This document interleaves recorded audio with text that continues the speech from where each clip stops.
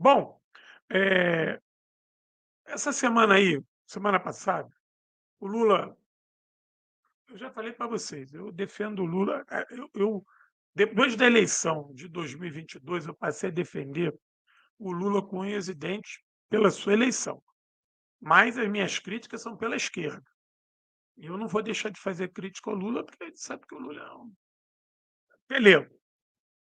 Eu falo até com carinho: "Presidente, todo respeito a vossa excelência, estou lhe chamando de pelego, porque é uma classificação, um conceito que cabe em vossa excelência, mas eu te amo e o convite para tu vir aqui em casa com a Janja, tomar uma cerveja, comer uma carne, não tem problema. Se tu chegar aqui e falar assim: 'Pô, eu sou pelego, mas tu é gordo', não tem problema.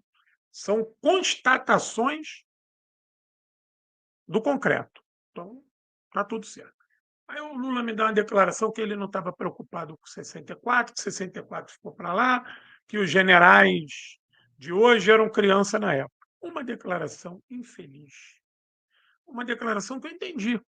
Ele não estava preocupado com 64, porque teve o 8 de janeiro, e tal, e ele estava, mas a maneira como ele tratou 64 é péssima, porque tem muita gente aí que ainda está chorando o corpo, os restos mortais dos seus parentes. Então, muitos brasileiros apanharam, sofreram, morreram, estuprados, ser viciados. E foi o golpe de 64 que enfiou o país nessa merda que nós estamos. Se esse país é um país de filho da puta, de canalha, é por causa de 64. Porque o governo João Goulart, ele era o salto para o infinito. Era o salto para o infinito. O governo João Goulart ia catapultar o Brasil para o Brasil ser um país de primeiro mundo. E a experiência no Brasil era uma experiência única, porque nós caminhávamos para reformas estruturais que colocaria o Brasil no primeiro mundo a partir de um projeto progressista, capitaneado por comunistas, por nacionalistas revolucionários, que era a base de apoio do presidente João Goulart. Entendeu? Então, essa fala do presidente Lula é péssima. E, para piorar, a gente sabe que existe aí um acordão para fazer um afago dos militares. Pô, vai tomar no cu, rapaz. Essas porra desses militares, vai tomar no cu, e no cu careca e no cu cabeludo. Sabe por quê? Eu não sei essa palhaçada de puxar saco de militar. Para mim, o carteiro é tão importante quanto o militar. Entendeu? Para mim, quando eu vou numa repartição pública, eu sou atendido ali por um técnico ali, administrativo, ele é tão importante quanto o militar para mim. Ele é tão importante. O Gari, ele é um funcionário público tão importante quanto o militar, porque esse país de merda não vai fazer guerra tão cedo, e a gente precisa da limpeza urbana todo dia. E aí eles se constituíram numa classe de pessoas que estão bem acima do bem e do mal. Um bando de filho da puta, fascista, arrombado, tudo mamateiro, tudo mamateiro, um ou outro ali que salva. Hoje a gente pode generalizar. Esses oficiais das três forças brasileiras, na sua maioria, são um bando de canalhocratas. Você tem exceções, eu conheço exceções, que são pessoas maravilhosas, são pessoas fantásticas, são pessoas que honram a farda, honram o serviço público, que estão nas Forças Armadas porque têm amor àquilo que faz e que estão de prontidão. Se mandar ele lutar, o cara vai lutar na puta que pariu, morre feliz. Eu conheço. Conheço oficiais comandantes. E do mesmo jeito que eu conheço soldado, praça. Agora, isso não é maioria, isso é minoria. Infelizmente, é minoria. Já foi época de maioria. Flávio, obrigado, obrigado, obrigado pelo apoio. Obrigado. É por isso que eu falo para todos os companheiros novos aí, turma do 16, 17, 18 anos. Serve as Forças Armadas. Para com essa palhaçada. Ele fala: "Eu não vou servir as Forças Armadas". Serve essa porra. Serve. O tempo que tu passar lá dentro, tu contesta na medida do possível, observa, aprende. Aprende a usar arma, aprende a ver como é que eles pensam, aprende todas as técnicas dele, que a gente precisa disso. Nós não temos mais isso, nós não temos mais oficiais legalistas, nós não temos mais essa porra. Por quê? Porque a esquerda chegou no momento, a esquerda deixou de ser uma esquerda nacionalista e ela passou a tratar as Forças Armadas como um local a não ser penetrado. E aí nós esqueceu o que o Lênin fala: na política não tem espaço vazio, tem espaço a ser ocupado. E aí os fascistas tomaram conta daquela merda. Comandante Clemente, que quem não conhece o comandante Clemente, bota na internet e vai estudar, assista o documentário Cidadão Bolis. Eu tive o prazer de conviver com o comandante Clemente muito, muito, muito. Infelizmente, ele nos deixou há alguns anos atrás, faleceu, fiquei muito triste com a morte do comandante Clemente, Carlos Eugênio da Paz, um dos principais homens de Carlos Marighella. O Clemente, ele estava na idade para entrar no quartel, mas ele não ia entrar no quartel, porque ele ia entrar na luta armada. O Clemente falou: não, não, não. O Marighella falou: não, não, você vai servir o quartel. Você vai, eu quero você lá dentro. E ele foi.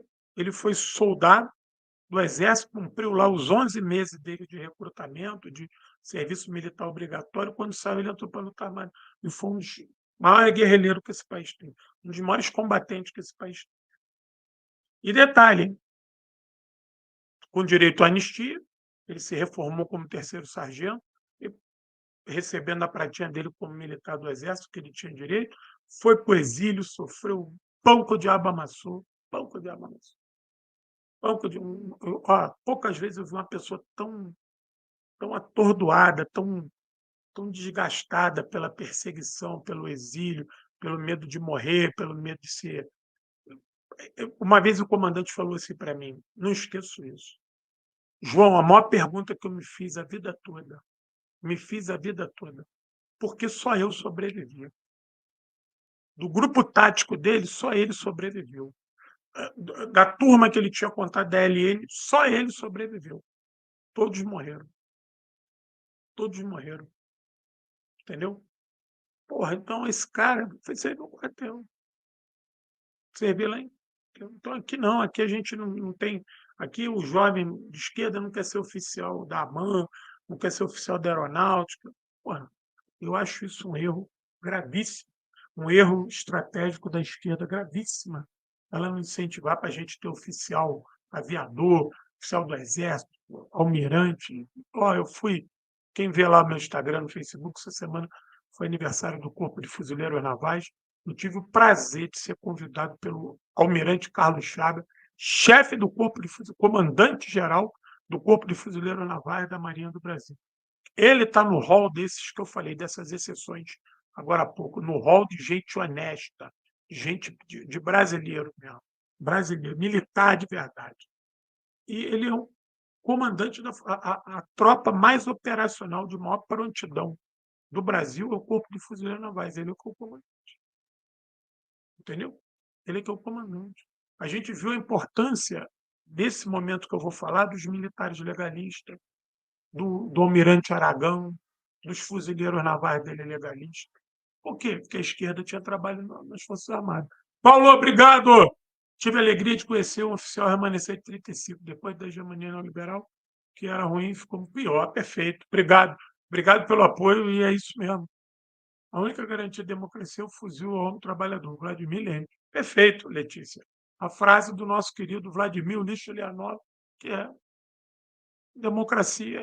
Eu vou dar uma complementada com a do mal. A democracia passa pelo caminho do fuzil.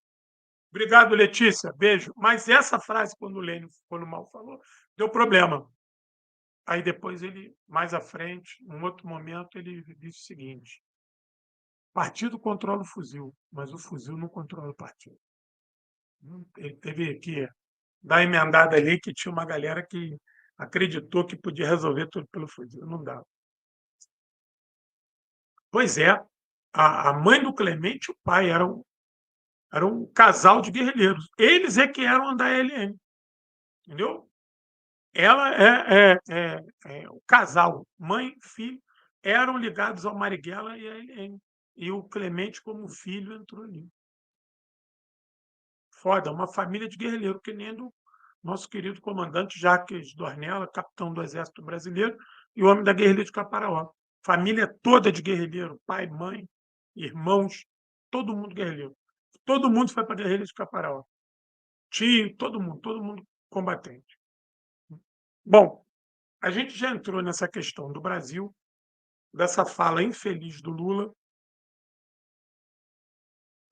o Lula e o PT, eles têm um problema sério com a ditadura. Eles nasceram para construir uma esquerda que fosse pós-ditadura, mas que não queria se conectar com as lutas anteriores, como se as lutas do povo brasileiro existissem com eles, surgissem com eles. Então, eles nasceram negando, negando o PTB, negando Vargas, o Brizola, negando a luta que enfrentou a turma que enfrentou 64, eles negavam todo mundo. Negaram a CGT, aí eles criaram a CUT, e a CUT era o novo, esqueceram todo o trabalho do CGT, criaram o MST, mas esqueceram as ligas camponesas do Julião, entendeu? Tudo novo deles, tudo novo. Só que o tudo novo, tudo com problemas, tudo com problema tático e estratégico, gravíssimo. Então, por isso que o Lula tem essas falas infelizes, principalmente no que tem em 64. Porque 64 não foi. A ditadura ela não foi ruim para o Lula.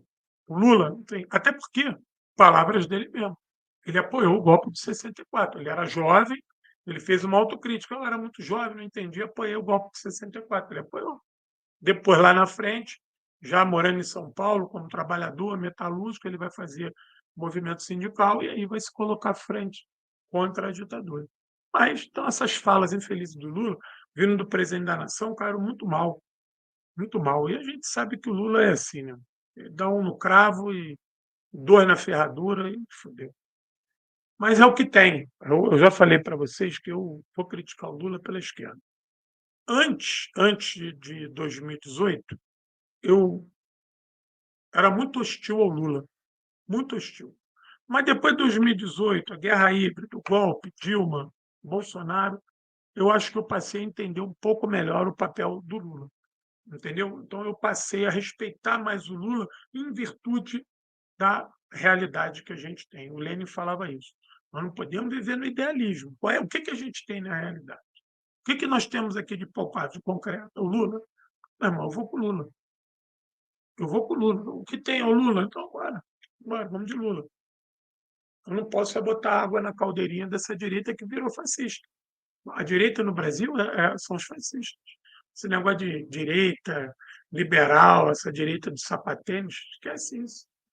Isso aí é só para fazer o desfile lá na Paulista. Depois eles vão lá e cravam a suástica na testa e outra na bunda e sai por aí.